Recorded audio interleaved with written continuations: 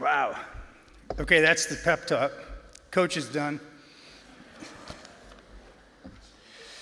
Thanks for having us. It's a very deep honor. People shake their heads and ask me all the time how we did this, how we quit our jobs and built this thing and got here tonight. You know, they talk about how hard it must have been. First of all, it helped to be stupid, as Rich pointed out, and I don't want to have to go into great detail about that part. And I look back in amazement at how it all fell into place for us, actually. Even the smallest thing. If even the smallest thing had been different, we wouldn't be here. Somehow I had a mother who taught me to draw and paint, and a father who taught me to care about other people and see things through their eyes. I could have gone on working as a newspaper reporter, but I moved to California with my wife, Jan, and I thank every editor who utterly and completely failed to hire me at that point.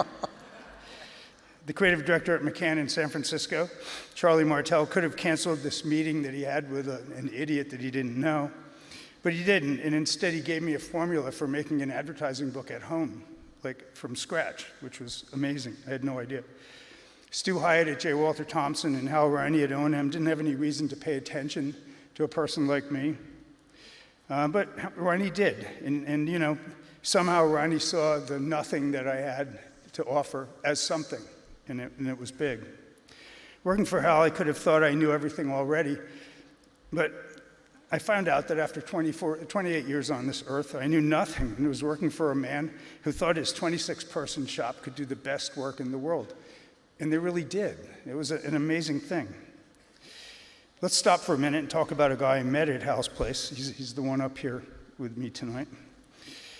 You should be so fortunate as to find a guy like this. Rich is like my night vision goggles. He sees things that I don't see. There are hundreds of people here tonight. He is not like any of you. Some ways that's good, other ways, you know. He knows what things should look like better than you do. He puts the great shared lives we all have and makes them better. Imagine that Rich comes into your life, but also Andy Berlin, who stirs the two of us to be unhappy with what anybody else would think was like a perfect life. Somehow, how does this happen? We have this side hustle. We start up. It's called Amazing Software, a computer game company. We rename it Electronic Arts. They do okay. Then on a foggy night in Andy's driveway, the side hustle becomes a business. It's crazy. I've just had my first child. I have a mortgage. I call Jan from a phone booth and tell her what's happening. Amazingly, she goes along with this and always has, and I thank her for that. So have my dear children, Nina, Nathaniel, and Grace. They've acted as creative conscience for me since the time they crawled around our unvacuumed office. There are countless clients who have stumbled into our lives, somehow found us interesting. Every single one could have been happy with what they had, but they came to us. And then there are the people, the precious people. A lot of them are here. I'm so happy about that. Who somehow found their way to us. And I've said that every person that comes to our company changes it in some way, and that's true. It's never the same again.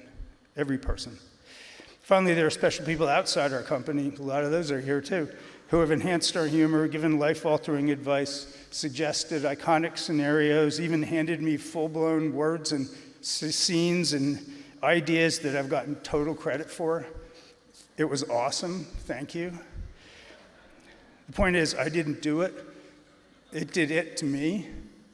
I found a whole life lying on the ground, and I just looked around and picked it up. Thanks for your help.